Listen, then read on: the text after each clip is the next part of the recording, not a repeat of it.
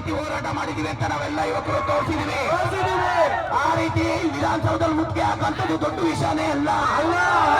ಕರ್ನಾಟಕದಲ್ಲಿರೋ ಪ್ರತಿಯೊಬ್ಬ ಆಸ್ಪಿರೆಂಟ್ಸ್ ಕಡಿಮೆ ಅಂತಂದ್ರೆ 20 ಲಕ್ಷ ಜನ ಇದ್ದಾರೆ. ಹೌದು, ಆ 20 ಲಕ್ಷ ಜನ ಪೇರೆಂಟ್ಸ್ ಅಂದ್ರೆ ಕಡಿಮೆ ಅಂದ್ರೆ 5 ಜನ ಒಂದು ಫ್ಯಾಮಿಲಿ ಕುಟುಂಬದಲ್ಲಿ ಇರ್ತಾರೆ. 5 ಜನ ಅಂತಂದ್ರೆ 1,20,00,000 ಆಯ್ತು. ಹೌದು, 1,20,00,000 ಜನ ಆದ್ರು ನೀವು ಕರ್ನಾಟಕದಲ್ಲಿರೋ ಒಬ್ಬೊಬ್ಬ ಆಸ್ಪಿರೆಂಟ್ಸ್ 1000 ಜನನ್ನ ಮೈಂಡ್ ಚೇಂಜ್ ಮಾಡ್ತಾರೆ. We are the most educated person. ನೀವು ನಮ್ಮನ್ನ ಏನಾದ್ರೂ ನೀವು ನೆಗ್ಲೆಕ್ಟ್ ಮಾಡಿದೀರಾ ಅಂತ ಅಂದ್ರೆ ಇವಾಗಲೇ ಎಚ್ಚೆತ್ಕೊಂಡ್ಬಿಡಿ. ನೆಕ್ಸ್ಟ್ ಏನು ZPTP ಎಲೆಕ್ಷನ್ ಇರ್ಬೋದು, GBA ಎಲೆಕ್ಷನ್ ಇರ್ಬೋದು, ಅದಾದ್ಮೇಲೆ MLC ಇರ್ಬೋದು, MLA ಎಲೆಕ್ಷನ್ ಬರ್ಬೋದು, ಎಲ್ಲಾ ಎಲೆಕ್ಷನ್ ಬೈಕಾಟ್ ಮಾಡ್ತೀವಿ. ಯಾವ್ದಾದ್ರೂ ಪಕ್ಷದಿಂದ ನೀವೇನಾದ್ರೂ ಮನೆ ಹತ್ರ ಬಂದು ವೋಟ್ ಕೇಳಕ್ ಬಂದ್ರೆ ಮಾಡ್ಕೊಂಡು ಏನು ಇವಾಗ ರಾಜ್ಯ ಸರ್ಕಾರದಲ್ಲಿರುವ 54,000 ಹುದ್ದೆಗಳನ್ನ ನೀವು ನೇಮಕಾತಿ ಮಾಡ್ತೀನಿ ಅಂತ ಹೇಳ್ತಾ ಇದ್ರಾ? ನಾವು ಈ ಕಿವಿಯಲ್ಲಿ ಕೇಳ್ತಾನೆ ಇದೀವಿ. ಕೇಳೋದಕ್ಕೆ ಸಾಕಾಗಿದೆ ಇವಾಗ. ಹೌದು, ಒಂದ್ಸತಿ ಆಗ್ಬೋದು, 2 ಸತಿ ಆಗಿರ್ಬೋದು. ಲಾಸ್ಟ್ 3 ವರ್ಷದಿಂದ ಕೇಳ್ತಾನೆ ಇದೀವಿ. ನೀವು ಬರೀ ವಯೋಮಿತಿ ಅಷ್ಟೇ, ವಯೋಮಿತಿ ಜಾಸ್ತಿ ಮಾಡೋದಕ್ಕೆ 3 ವರ್ಷ ತಗೊಂಡಿದ್ರ. ಇನ್ನು ನೇಮಕಾತಿ ಮಾಡೋದಕ್ಕೆ ಇನ್ನು ಎಷ್ಟು ದಿನ ಬೇಕು? ನಮ್ಮ ಪ್ರಶ್ನೆ ಅದೇ. ನಿಮ್ಮ ಒಂದು ಲೆಜಿಸ್ಲೇಟಿವ್ ಅಲ್ಲಿ ಆಗಿರೋಂತ ಮಿಸ್ಟೇಕ್ಸ್, ಯಾವುದೇ ಒಂದು ಬಿಲ್ಲು ಪಾಸ್ ಮಾಡಿ ಆಕ್ಟ್ ಆಗ್ಬೇಕು ಅಂದ್ರೆ ಅದು ಒಂದು ಲೆಜಿಸ್ಲೇಟಿವ್, ಸ್ಟೇಟ್ ಅಂದ್ರೆ ಲೆಜಿಸ್ಲೇಟಿವ್, ಸೆಂಟ್ರಲ್ ಪಾರ್ಲಿಮೆಂಟ್ ಅಲ್ಲಿ ಮಾತ್ರ ಆಗುತ್ತೆ. ಯಾವುದು ಜುಡಿಷಿಯರಿ ಬಿಲ್ ಪಾಸ್ ಮಾಡಿ ಆಕ್ಟ್ ಮಾಡಲ್ಲ. ಅಷ್ಟು ಕಾಮನ್ ಸೆನ್ಸ್ ಇಲ್ವಾ ನಿಮ್ಗೆ? ಕಾಮನ್ ಸೆನ್ಸ್ ಇಲ್ವಾ ನಿಮ್ಗೆ? ರಾಜಕೀಯ ವ್ಯಕ್ತಿಗಳು ನೀವು ಅನ್ಎಜುಕೇಟೆಡ್. ಮೊನ್ನೆ ನಾನು ಅಸೆಂಬ್ಲಿ ನೋಡ್ತಿದ್ದೆ, ಸ್ಪೀಕರ್ ಹೇಳ್ತಿದ್ರು ನಿಮಗೆ ಒಂದು ಲ್ಯಾಪ್ಟಾಪ್ ಕೊಡ್ತೀನಿ, ಟ್ಯಾಬ್ ಕೊಡ್ತೀನಿ, ಅದರಲ್ಲಿ ನಿಮ್ಗೆ ಟ್ರೈನಿಂಗ್ ಕೊಡ್ತೀನಿ ಅಂತ. ಇಲ್ಲಿ ಕಂಪ್ಯೂಟರ್ ಆಪರೇಟರ್ ರೆಕ್ರೂಟ್ಮೆಂಟ್ ಮಾಡ್ಕೊಂಡಿಲ್ಲ ನೀವು. ಇಲ್ಲಿ ಸ್ಕೂಲು ಕಾಲೇಜಲ್ಲಿ, ಗೌರ್ಮೆಂಟ್ ಸ್ಕೂಲು ಕಾಲೇಜಲ್ಲಿ ನೀವು ಟ್ರೈನಿಂಗ್ ಕೊಟ್ಟಿದ್ರೆ ಇವತ್ತು MLA ಮಿನಿಸ್ಟರ್ಗೆ ಟ್ರೈನಿಂಗ್ ಕೊಡುವಂತ ಅವಶ್ಯಕತೆನೇ ಇರ್ಲಿಲ್ಲ. ಹೌದು, ನಿಮಗೆ ಒಂದು ಲ್ಯಾಪ್ಟಾಪ್, ಒಂದು ಕಂಪ್ಯೂಟರ್ ಯೂಸ್ ಮಾಡಕ್ಕಾಗಲ್ಲ ಅಂತಂದ್ರೆ ನಿಮ್ಮಂತರೆಲ್ಲ ಮಿನಿಸ್ಟರ್ ಅಂತೆ, ನಿಮ್ಮಂತರೆಲ್ಲ MLA ಅಂತೆ. ಅಮ್ಮ ಇಲ್ಲಿ ನೋಡಿ, 5 ವರ್ಷ, 1 ವರ್ಷ ಓದಿರೋದು ಒಂದೇ, ನೀವು ಲೈಫ್ ಟೈಮ್ ಓದೋದು ಒಂದೇ ಕಾಂಪಿಟೇಟಿವ್ ಎಕ್ಸಾಮ್ಸ್ಗೆ. ನಿಮಗೆ ಒಂದು ಸ್ವಲ್ಪ ಆದ್ರೂ ಎಥಿಕ್ಸ್, ಮಾರಾಲಿಟಿ, ಇಂಟಿಗ್ರಿಟಿ ಅನ್ನೋದು ಇದ್ರೆ ಈ ಕೂಡಲೇ ನೇಮಕಾತಿ ಪ್ರಾರಂಭ ಮಾಡಿ. ಇಲ್ಲ ಅಂತಂದ್ರೆ ಕರ್ನಾಟಕದಲ್ಲಿರೋ ಪ್ರತಿಯೊಬ್ಬ ವಿದ್ಯಾರ್ಥಿಗಳ ಕಷ್ಟ ಸುಖಗಳು, ಈ ಕರ್ಮ ಇದೆಯಲ್ಲ, ಅದು ನಿಮ್ಮನ್ನ ತಟ್ಟದೆ ಬಿಡಲ್ಲ. ನೀವು ಅನ್ಕೊಂಡಿರ್ಬೋದು ಈ ಹಿಂದೆ ಇತ್ತು, ಅಪ್ಪ ಮಾಡಿದ್ದು ಮಗ, ಮಗ ಮಾಡಿದ್ದು ಅವ್ರ ಮೊಮ್ಮಕ್ಳಿಗೆ ಅಂತ ಹೇಳಿ. ಅದಂಗಿಲ್ಲ. ಇವಾಗ ಏನಿದೆ ಅಂದ್ರೆ ನೀವು ಮಾಡಿರೋದು ನೀವೇ ಅನ್ಭವಿಸ್ತೀರಾ. ಹೌದು, ನೀವು ಎಷ್ಟೇ 1000 ಕೋಟಿ ದುಡ್ಡು ಮಾಡಿರ್ಬೋದು, ಆದ್ರೆ ನೀವು ಅದನ್ನ ಆ ಸುಖ ಸಂತೋಷನ ನೀವು ಅನ್ಭವಿಸಕ್ ಆಗಲ್ಲ. ಅರ್ಥ ಮಾಡ್ಕೊಳ್ಳಿ. ನೀವು ಕಡಿಮೆ ಅಂದ್ರೆ ಒಂದು 4 ಸಚಿವರು ಆಸ್ತಿ ಏನಿದೆ ಬೇಡ, ಎಕ್ಸಾಂಪಲ್ ಒಬ್ರು ಸಚಿವರು ಏನ್ ಆಸ್ತಿ ಇದೆ ಅದನ್ನ ವಿದ್ಯಾರ್ಥಿಗಳಿಗೆಲ್ಲ ಸರ್ಕಾರಕ್ಕೆ ದಾನ ಕೊಟ್ಬಿಟ್ರು ಕೂಡ ಇಡೀ ರಾಜ್ಯದಲ್ಲಿರುವ ಎಲ್ಲ ವಿದ್ಯಾರ್ಥಿಗಳಿಗೆ ನೇಮಕಾತಿ ಈ ಕೂಡಲೇ 1 ಲಕ್ಷ ವೇಕೆನ್ಸಿ ಫಿಲ್ ಮಾಡಬಹುದು. ಹೌದು, ನೀವು 1 ಲಕ್ಷ ವೇಕೆನ್ಸಿ ಎಲ್ಲರಿಗೂ ಜಾಬ್ ಕೊಡಿ ಅಂತ ಯಾರು ಕೇಳ್ತಿಲ್ಲ. ಜಾಬ್ ಕೊಡಿ ಅಂತ ಕೇಳ್ತಿಲ್ಲ. ನಾವು ಕೇಳ್ತಾ ಇರೋದು ನೋಟಿಫಿಕೇಶನ್ ಮಾಡಿ, ಅವಕಾಶ ಕೊಡಿ ಸಾಕು. ನಮ್ಗೆ ಅವಕಾಶ ಕೊಟ್ಟರೆ ನಮ್ ಕೆಪಾಸಿಟಿ ಏನಿದೆ ಅಂತ ನಾವು ತೋರಿಸ್ತೀವಿ. ಹೌದಾ ಇಲ್ವಾ? ನೀವು ಇವಾಗ ಏನ್ 5 ಗ್ಯಾರಂಟಿ ಕೊಟ್ಟಿದ್ದೀರಾ, ನೆಕ್ಸ್ಟ್ ಎಲೆಕ್ಷನ್ಗೆ ನಾವು 10 ಗ್ಯಾರಂಟಿ ಕೊಡ್ತೀನಿ ಅಂತ ಬರ್ತೀರಾ. ಆದ್ರೆ 10 ಗ್ಯಾರಂಟಿ ಅಲ್ಲ, 5 ಗ್ಯಾರಂಟಿನೂ ನಾವು ಕೊಡಕ್ ಬಿಡಲ್ಲ. ನೆಕ್ಸ್ಟ್ ಟೈಮ್ ನಮ್ಮ ಗ್ಯಾರಂಟಿ ಏನಿದೆ, ನಾನೆಲ್ಲ ವಿದ್ಯಾರ್ಥಿಗಳ ಪರವಾಗಿ ಕೇಳ್ಕೊಳೋದೇನಪ್ಪಾ ಅಂತಂದ್ರೆ, ನಮ್ಮ ಉದ್ಯೋಗ ಅನ್ನೋದೊಂದು ಉದ್ಯೋಗ ಸೃಷ್ಟಿ ಕೊಡಿ. ನೀವು ಒಂದು ಹಳ್ಳಿಯಲ್ಲಿ 500 ಜನ ಹೆಣ್ಮಕ್ಳಿಗೆ ನೀವು 2,000 ಕೊಡೋದಲ್ಲ, ಅದೇ 500 ಹೆಣ್ಮಕ್ಳು ಏನಿದ್ದಾರೆ, ಲಕ್ಷಾಂತರ ಕಾಂಪಿಟೇಟಿವ್ ಆಸ್ಪಿರೆಂಟ್ಸ್ ಇದ್ದಾರೆ, ಪ್ರತಿಯೊಬ್ರು ನಿಮಗೆ ಭಿಕ್ಷೆ ಅಂತ ಪ್ರತಿ ತಿಂಗಳು 2,000 ನಾಳೆ ಕೊಟ್ಬಿಡ್ತೀನಿ ನಿಮ್ಗೆ. ನೀವು in the name of application fees ಒಬ್ಬೊಬ್ಬರ ಹತ್ರ 5,000 ಲೂಟಿ ಮಾಡ್ತಾ ಇದ್ದೀರಾ ಸರ್. ಒಬ್ರು ಒಂದು ಅಪ್ಲಿಕೇಶನ್ ಹಾಕ್ಬೇಕಂದ್ರೆ ಒಬ್ಬ ಸ್ಟೂಡೆಂಟ್ಸ್ 5,000 ಕಟ್ಟಬೇಕು. ಅದೇ ಸೆಂಟ್ರಲ್ ಗವರ್ಮೆಂಟ್ ಅಲ್ಲಿ UPSC ಎಕ್ಸಾಮ್ ಕಂಡಕ್ಟ್ ಮಾಡುತ್ತೆ. ಪ್ರತಿ ವರ್ಷ ಒಂದು ಇವೆಂಟ್ ಆಫ್ ಕ್ಯಾಲೆಂಡರ್ ಇರುತ್ತೆ, ಕ್ಯಾಲೆಂಡರ್ ಇರುತ್ತೆ. ಅದು 100 ರೂಪಾಯಿ ಯಾರಿಗೆ ತಗೊಂತಾರೆ?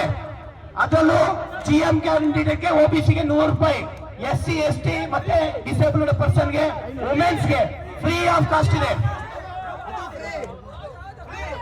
ಇಲ್ಲಿ ನಮ್ಮ ರಾಜ್ಯದಲ್ಲಿ ಒಂದು ವೇಕೆನ್ಸಿ ನಾನು ನೋಡಿದೀನಿ, ಒಂದೇ ನೋಟಿಫಿಕೇಶನ್ ವಿಲೇಜ್ ಅಕೌಂಟೆಂಟ್ 8 ರಿಂದ 10 ಲಕ್ಷ ಜನ ಅಪ್ಲಿಕೇಶನ್ ಹಾಕಿದ್ದಾರೆ ಸರ್. 8 ರಿಂದ 10 ಲಕ್ಷ ಜನ ಅಪ್ಲಿಕೇಶನ್ ಹಾಕಿದ್ದಾರೆ. ಫೀಸು 90 ಕೋಟಿ ಫೀಸ್ ಕಲೆಕ್ಟ್ ಮಾಡಿದ್ದಾರೆ ಸರ್. 90 ಕೋಟಿ ಫೀಸ್ ರಿಸರ್ವ್ ಫಂಡ್ ಇದೆ ಸರ್ ಇಲಾಖೆಯಲ್ಲಿ. ಇವಾಗ ಇಲಾಖೆಯಲ್ಲಿ ನಾನು 500 ಕೋಟಿ ರಿಸರ್ವ್ ಫಂಡ್ ಇದೆ ಕೆಎದಲ್ಲಿ. ಕೆಪಿಎಸ್ಸಿ ನಾನು ಹೇಳ್ತೀನಿ, ಕೆಪಿಎಸ್ಸಿ ಅಲ್ಲಿ ಸರ್ ಒಂದು ಎಕ್ಸಾಮ್ ಬರೆಯೋದಕ್ಕೆ ನಾವೊಂದು ಪ್ರಿಲಿಮ್ಸ್ ಎಕ್ಸಾಮ್ಸ್, ನಾನು ಎಸಿ ಸೈಡ್ ಹೇಳಕ್ಕೆ ಇಷ್ಟಪಡ್ತೀನಿ. ಎಸಿ ಸೈಡ್ ಎಕ್ಸಾಮ್ಸ್ ಸರ್ 3 ವರ್ಷ ಆಯ್ತು ನೋಟಿಫಿಕೇಶನ್ಸ್ ಆಗಿ, 10 ತಿಂಗಳಾಯ್ತು ಮೇನ್ಸ್ ಎಕ್ಸಾಮ್ ಬರ್ದು.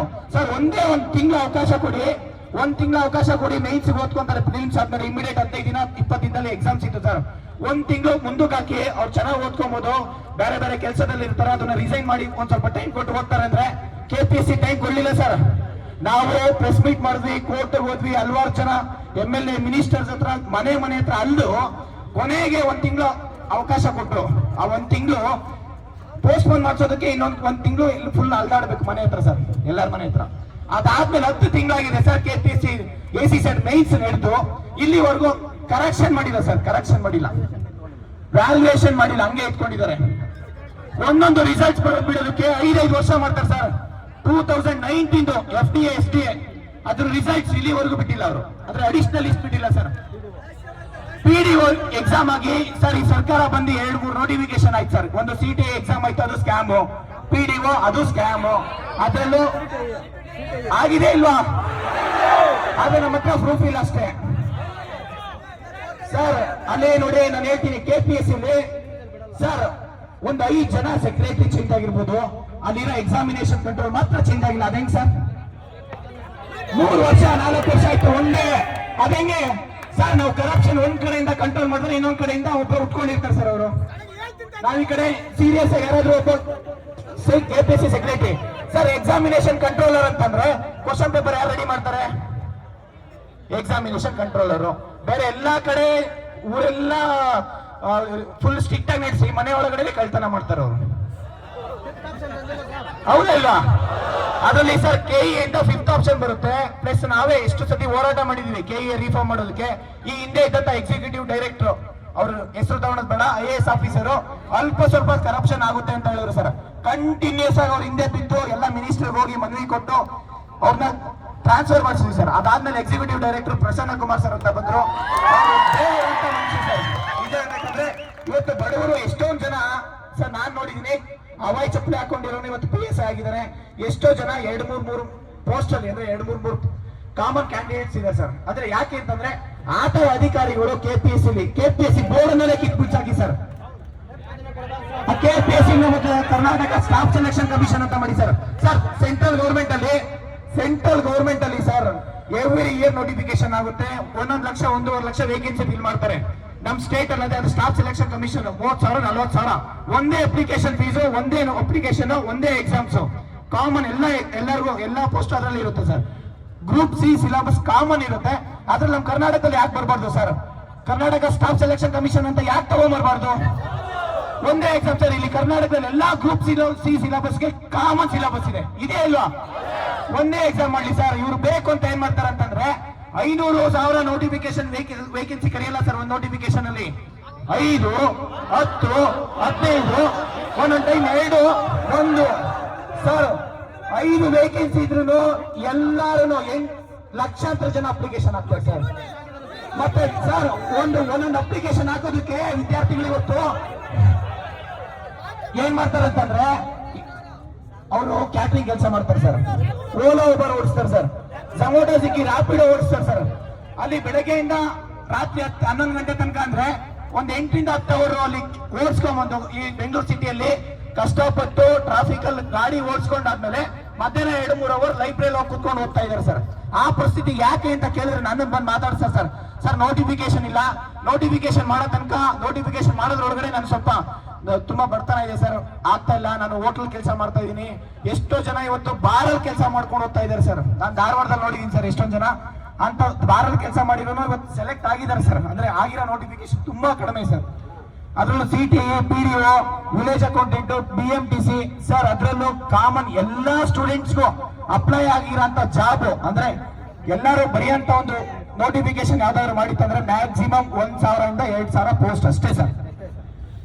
ಅದಕ್ಕಿಂತ ಜಾಸ್ತಿ ಮಾಡೇ ಇಲ್ಲ. ಇವತ್ತು ವಿದ್ಯಾರ್ಥಿಗಳು ಎಷ್ಟು ಕಷ್ಟ ಆಗ್ತಿದೆ ಅಂತಂದ್ರೆ ಸರ್ ಏನ್ ಈ ಒಂದು ಎಕೋ ಸಿಸ್ಟಮ್ ಇದೆ ಕಾಂಪಿಟೇಟಿವ್ ಆಸ್ಪಿರೆಂಟ್ಸ್ ಸರ್ ಗೊತ್ತು ಸರ್. ಯಾಕೆ ಅಂತಂದ್ರೆ ಪ್ರತಿ ಒಂದು ಧಾರವಾಡದಲ್ಲಿ ಅರವಿಂದ್ ಬೆಲ್ಲ ಸರ್ ನಾವು ನೋಡಿರ್ಬೋದು, ಪ್ರತಿಯೊಂದು ಹೋರಾಟಕ್ಕೂ ನಮಗೆ ಇಲ್ಲಿ ಫ್ರೀಡಂ ಪ್ರಕೋ ಬಂದ್ ಮಾಡ್ಬೋದು ನಮಗೆ ಸಪೋರ್ಟ್ ಮಾಡ್ತಾ ಇದ್ದಾರೆ. ಧಾರವಾಡದಲ್ಲೂ ಅಷ್ಟೇ, ಒಂದ್ ನಿಮಿಷ, ಧಾರವಾಡದಲ್ಲಿ ಪ್ರತಿಯೊಂದು ಆಸ್ಪಿರೆಂಟ್ಸ್ ಕಷ್ಟ ಹೆಂಗಿರುತ್ತೆ ಅಂತಂದ್ರೆ ಸರ್, ಒಂದು ದೇವಸ್ಥಾನದಲ್ಲಿ ಊಟ ಕೊಟ್ರೆ ಕ್ಯೂ ನಿಂತ್ಕೋತಾರೆ ಸರ್, 5,000 ಜನ 10,000 ಜನ. ಒಂದು ಮದುವೆ ಐತಂತಂದ್ರೆ ಇಲ್ಲೇ ಇದೆ ಸರ್, 3-4 ಅನ್ನ ಹಾಕಂತ ಹೇಳಿ ಚಂದ್ರಾಲಯ ಹೋಟೆಲ್ ಆ ಲೊಕೇಶನ್ ಹಾಕಿದ್ರೆ ಸಾಕು ಸರ್. ಎಲ್ಲ ಸರ್ ಬರೀ ಗಂಡ್ ಮಕ್ಳು ಹೋಗ್ತಲ್ಲ ಸರ್ ಊಟಕ್ಕೆ. ನಾನು ನೆನ್ನೆ ಹೋಗಿದ್ದೀನಿ ಸರ್, ಹೆಣ್ಮಕ್ಳು ಮಧ್ಯ ರೋಡಲ್ಲಿ ಸರ್, ಅವ್ರ ಅಪ್ಪ ಅಮ್ಮಂಗೆ ಏನ್ ಹೇಳ್ಬೇಕು ಹೇಳಿ ಸರ್. ತುಂಬಾ ಅನ್ಯಾಯ ಆಗ್ತಾ ಇದೆ ವಿದ್ಯಾರ್ಥಿಗಳಿಗೆ. ಇದು ಸರ್ಕಾರ ಸರ್, ಇದು ಇವ್ರು ಮಾಡಿರೋ ತಪ್ಪು. ನಾನು ಅವಾಗ್ಲೇ ಹೇಳಿದೆ ಸರ್, ಲೆಜಿಸ್ಲೇಟಿವ್ ಮಾಡಿರೋ ತಪ್ಪಿಗೆ ಕೋರ್ಟ್ ನಲ್ಲಿ ಬೇಲ್ ತೋರಿಸ್ತಾ ಇರೋ ಸರ್. ಕೋರ್ಟ್ ಇಂದ ಇಲ್ಲಿ ಏನು ಮಿಸ್ಟೇಕ್ಸ್ ಇಲ್ಲ ಸರ್. ಅವರು ಒಂದು ಬಿಲ್ ಪಾಸ್ ಮಾಡಲ್ಲ, ಒಂದು ಆಕ್ಟ್ ಮಾಡಲ್ಲ.